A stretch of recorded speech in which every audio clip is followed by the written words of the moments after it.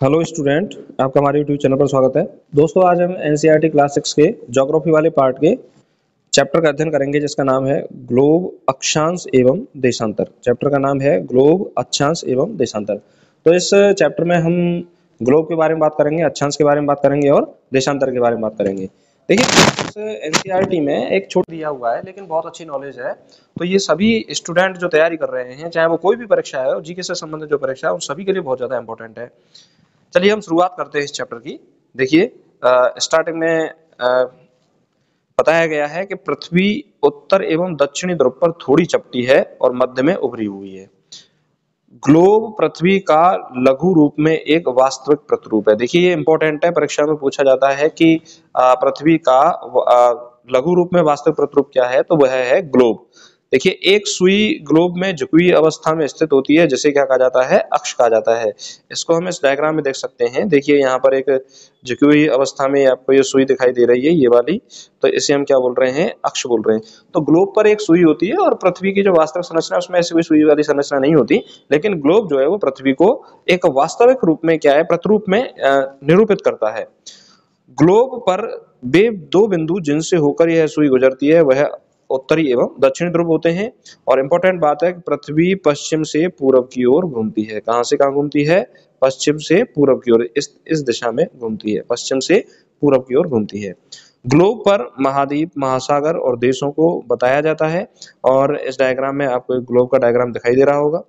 आगे हम बात करेंगे, विषुवत वृत्त पृथ्वी को दो भागों में बांटता है, जैसे हम इक्वेटर लाइन विषुवत रेखा कहते हैं।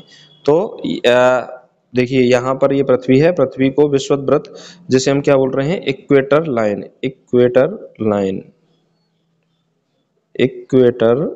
लाइन विषुवत रेखा पृथ्वी को दो भागों में बांटती है।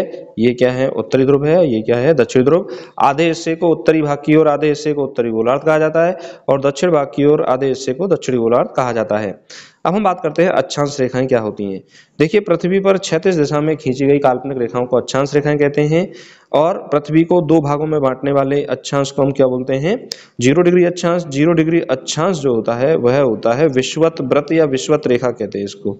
यह विषुवत वृत्त होता है, विषुवत वृत्त होता है। विषुवत रेखा 0 डिग्री अक्षांश को कहते हैं। 23.5 डिग्री उत्तरी अक्षांश को कर्क रेखा कहा जाता है। 23.5 डिग्री दक्षिणी अक्षांश को मकर रेखा कहा जाता है। और 90 डिग्री उत्तरी अक्षांश को उत्तरी ध्रुव कहते हैं, और 90 डिग्री दक्षिणी अक्षांश को दक्षिणी ध्रुव कहते हैं। देखिए, एग्जाम्पल के रूप में बताया गया है कि महाराष्ट्र में चंद्रपुर एवं ब्राजील, दक्षिण अमेरिका में बेलो हॉरिजेंटो, दोनों एक ही अक्षांश 20 डिग्री पर स्थित है। लेकिन चंद्रपुर क्या है, 20 डिग्री उत्तरी अक्षांश में स्थित है, और बेलो हॉरिजेंटो 20 डिग्री दक्षिणी अक्षांश पर स्थित है। तो इससे हम पता कर सकते हैं कि कौन कौन सी जो जगह है वह कितने डिग्री अक्षांश पर स्थित है। एक बात और बताएं, अक्षांशीय रेखाएं जो हैं वह विषुवत वृत्त से ध्रुवों की ओर आने पर या जाने पर अक्षांशों का आकार घटता चला जाता है। अक्षांशीय रेखाओं की जो आकार है, लंबाई है, वह कम होती चली जाती है और बिल्कुल ध्रुवों पर एक बिंदु आकार की रह जाती है। लेकिन दो अक्षांशीय रेखाओं के बीच दूरी जो है वह हमेशा क्या बनी रहती है, समान बनी रहती है। एक इंपॉर्टेंट बात है जो आप नोट कर सकते हो कि दो अक्षांशीय रेखाओं के बीच दूरी हमेशा क्या बनी रहेगी, समान बनी रहेगी।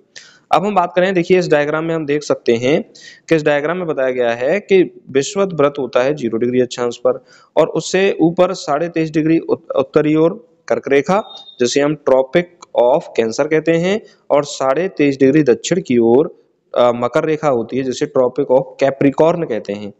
इन दोनों में वर्ष में एक एक बार, यानी सूर्य जो है वह हमारा जो सन है, सन एक बार वर्ष में एक बार कर्क रेखा पर सीधा चमकता है और एक बार मकर रेखा पर सीधा आता है। तो यह जो बीच वाला हिस्सा है इसमें सबसे अधिक ऊष्मा प्राप्त होती है सूर्य से, और इसीलिए इस हिस्से को 23.5 डिग्री कर्क रेखा से लेकर और मकर रेखा तक के बीच वाले जो हिस्से को कहा जाता है उष्ण कटिबंध, टॉरिड जोन। क्या बोलते हैं इसको? टॉरिड जोन कहते हैं। अब चूंकि जो सूर्य है वो अधिकतम लंबवत जो है वो कहां पर, कर्क रेखा और मकर रेखा पर चमक सकता है, तो उससे ऊपर की ओर कम प्रकाश प्राप्त होता है, जिसके कारण वहां पर पूरी तरह से उष्ण कटिबंध न होकर शीतोष्ण कटिबंध होता है। तो उसे हम बोल देते हैं उत्तरी शीतोष्ण कटिबंध और दक्षिणी शीतोष्ण कटिबंध। जैसे हम कहेंगे टेम्परेट जोन, क्या बोलेंगे हम, टेम्परेट जोन कहते हैं। और उत्तरी ध्रुव और दक्षिणी ध्रुव का ऊपर की ओर 66.5 जो डिग्री है दक्षिणी ध्रुव वृत्त अंटार्कटिक सर्कल कहते हैं, और 66.5 डिग्री जो उत्तर की ओर है उसे हम उत्तरी ध्रुव वृत्त आर्कटिक सर्कल कहते हैं। यहाँ पर सूर्य की बहुत कम या ना के बराबर किरणें जाती हैं, बर्फ भर बर्फ जमी रहती है, तो यह शीत कटिबंध कहलाता है। उत्तर की ओर शीत कटिबंध कहेंगे और दक्षिण की ओर दक्षिणी शीत कटिबंध कहेंगे। फ्रिजिड जोन कहते हैं इसको, क्या बोलते हैं, फ्रिजिड जोन कहा जाता है। यहाँ पर हमेशा क्या रहती है, ठंड रहती है। तो इस तरीके से हम पृथ्वी के कटिबंधों को पता कर सकते हैं कि कौन से कटिबंध कहाँ पर होते हैं। अब हम बात करते हैं देशांतर रेखाएं। देखिए उत्तरी और दक्षिणी ध्रुव को मिलाने वाली ऊर्ध्वाधर काल्पनिक रेखाओं को देशांतर रेखाएं कहते हैं। जैसे एक डायग्राम से हम समझ सकते हैं कि ये पृथ्वी है, पृथ्वी का ये उत्तरी ध्रुव है और यह है दक्षिणी ध्रुव। इसको ये जो दोनों रेखाएं काल्पनिक रेखाएं हैं वो मिला रही हैं, इन्हें हम क्या बोल रहे हैं, देशांतरी रेखाएं।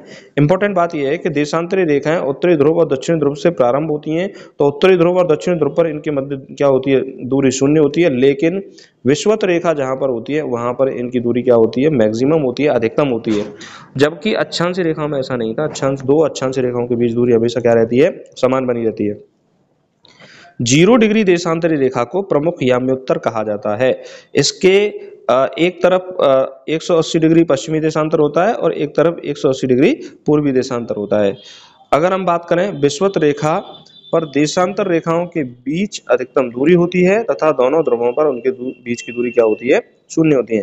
प्रमुख यामोत्तर रेखा प्राइम मेरिडियन जिसे कहा जाता है ब्रिटिश राजकीय वेधशाला लंदन से गुजरती है, ग्रीनिच यानी ग्रीनविच वेधशाला से गुजरती है, इसीलिए इसे ग्रीनविच रेखा भी कहा जाता है।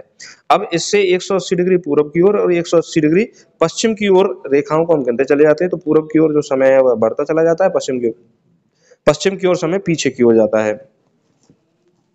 और 180 डिग्री पूर्व और 180 डिग्री पश्चिम यामोत्तर एक ही रेखा पर होते हैं, जिसे हम क्या बोलते हैं, अंतरराष्ट्रीय तिथि रेखा कहते हैं। अक्षांश और देशांतरों की सही जानकारी होने पर हम उस स्थान का पता लगा सकते हैं। तो देखिए सीधी सी बात है कि भाई किसी ग्लोब पर हम 180 डिग्री आगे की ओर जाएं, पीछे की ओर जाएं, तो एक ऐसी रेखा आएगी जहां पर दोनों रेखाएं एक दूसरे से मिलेंगी, तो वह वहां पर 24 घंटे का अंतर आ जाता है, तो डेट बदल जाती है, इसीलिए इसको हम क्या बोलते हैं, अक्षांशीय तिथि रेखा कहते हैं। आगे हम बात करें कि अक्षांशीय तिथि रेखा के बाद कि जैसे ग्रीनिच रेखा से इधर जाएंगे पूरब की ओर तो समय आगे होगा, पीछे की ओर आएंगे तो समय पीछे होगा। अंतरराष्ट्रीय तिथि रेखा में 4 बैंड पाए जाते हैं, देखो 1 बैंड, 2 बैंड, 3 बैंड और ये 4 बैंड यहाँ पर पाए जाते हैं। अंतरराष्ट्रीय तिथि रेखा में पीछे की ओर जाएंगे तो -12 होता है और आगे की ओर जाएंगे तो +12, यानी 24 घंटे का अंतर पाया जाता है, 24 आवर का अंतर पाया जाता है इस रेखा पर। और इस रेखा पर एक स्थान से दूसरे स्थान पर यदि हम स्थान चेंज करते हैं तो तिथि बदल जाती है, इसीलिए हम इसको क्या बोलते हैं, अंतरराष्ट्रीय तिथि रेखा कहते हैं। अब हम बात करते हैं देशांतर और समय में क्या संबंध होता है। देखिए पृथ्वी 24 घंटे में अपने अक्ष पर कितना घूमती है, 360 डिग्री घूमती है, तो 1 घंटे में कितना घूमेगी, 24 घंटे में 360 घूमती है, तो 1 घंटे में घूमती है वह 1 घंटा, और 4 मिनट में घूमती है वह 1 डिग्री, तो 4 मिनट बराबर होते हैं, ये क्वेश्चन भी पूछा जाता है, 4 मिनट बराबर होते हैं, कितना होते हैं, 1 डिग्री 4 मिनट बराबर होते हैं।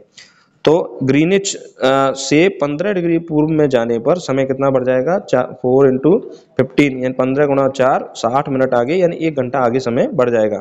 ऐसे ही जब ग्रीनिच पर दोपहर के 12 बजे होंगे तो 180 डिग्री पर उस समय क्या होगा, मध्य रात्रि होगी, तो इसको हम समय के हिसाब से बांट लेते हैं।